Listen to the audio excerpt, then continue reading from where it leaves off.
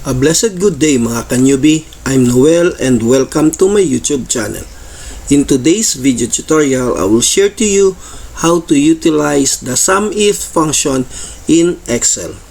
But before we start, if you are new here in my YouTube channel or not yet subscribed, please don't forget to like, subscribe, and hit the bell button icon for updated weekly educational video tutorials. Now, let's start.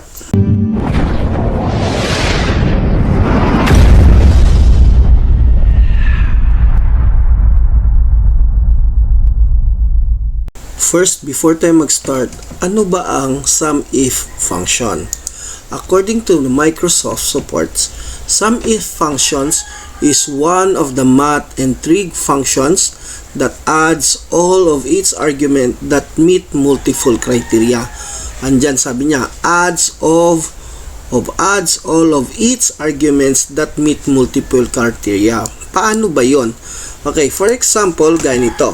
Mayroon akong ginawang sample na dito sa ating Microsoft Excel para hindi na tayo tumagal sa ating tutorial para mabilisan na natin. Kung mapapansin nyo, I have here the quantity, the product, and the salesperson. Pansinin nyo ang product, I have orange and banana lang. So, orange and banana lang lahat yon. Then, the salesperson is only Chris and Jason. So, si Chris, ilang beses siya nakabenta ng orange. Ito yung orange, at saka orange din dito. Ganon din sa banana, ilang beses din si Chris nakapagbenta ng banana, 2 beses. So, si Jason naman, 3 beses din siya, gaya ni Chris nakapagbenta ng orange and 2 beses din sa banana. So, pareha silang tigta-3 beses nakapagtinda o nakapagbenta sa orange na product nila at saka 2 beses na banana. So, using the SUMIF function, ibig sabihin nun, ng definition niya ay i-add niya lahat ng napagbentahan nila sa isang produkto. So, for example, gaya niya, 3 products, 3 beses sila nakapagtinda, i-add lahat ng, using the SUMIF function, i-add niya lahat nung 3 beses nilang nakapagtinda at gagawing iisa na lang yon. Okay, so para maintindihan ng lahat kung paano gagawin yan, ito ang gamit ng SUMIF function. So first, bago natin gawin, dito natin ilalagay yung SUMIF function. Okay, so first, lagyan muna natin ng salesperson. So para hindi na tayo magta-type gaya ng tinuturo natin sa inyo dati, gagamit tayo ng data list na lang para isi-select lang siya. So click natin ang data, then piliin natin itong data tools and data validation. Under data validation, palitan natin itong value ng list. And the source, click nyo lang siya, and salesperson ay ito. So i-highlight nyo lang siya, then press enter. And okay nyo na siya. Kung mapapansin nyo, nagkaroon na ito ng option. So, pag kinlik natin yan, Chris and Jason lang. So, bakit Chris and Jason? Kasi dito sa hinighlight natin dito, sa column C, ay si Chris lang ang nandiyan at si Jason. Wala nang ibang pangalan na nandiyan. Kung maglalagay kayo, madadagdagan. Okay, next, ganun din dito sa product. Gamitin natin ulit yan under data, data validation. Then, select yung allow natin. The criteria will be the list and the source is of course the product. Highlight din natin ito. Then press enter and click OK. Then kapag pinili natin dito, mapapansin nyo may orange and banana kasi ang product na nandito ay orange and banana lang ang naka-register. So ganyan na siya. So next, gagawa na tayo ng product sold natin. So using the SUMIF function, i-add na natin lahat ng banana at lahat ng orange na mayroon tayo. Okay, so using the SUMIF function, ito ang formula na gagamitin nyo. So equal sign, SUMIF, then open parenthesis, then the sum range, i-select nyo muna sum range, then followed by comma, then range 1, comma, then criteria, comma, range number 2, the second range, comma, and the criteria. then close parenthesis, and press enter. So first, bago tayo mag-start, pili muna tayo ng salesperson. For example, si Jason. Then what is the product? Let's say orange. Ngayon, gagawa tayo ng formula using the SUMIF function at i-add niya ang product, lahat ng product na nabenta ni Jason, no, na orange. Okay, so gamitin natin to. So equal sign followed by type natin si SUMIF. So SUMIFS. So reminder lang, capital or small letter, okay lang siya, parehas lang as long as tama ang spelling nyo. Then open parenthesis. So sabi niya sum range.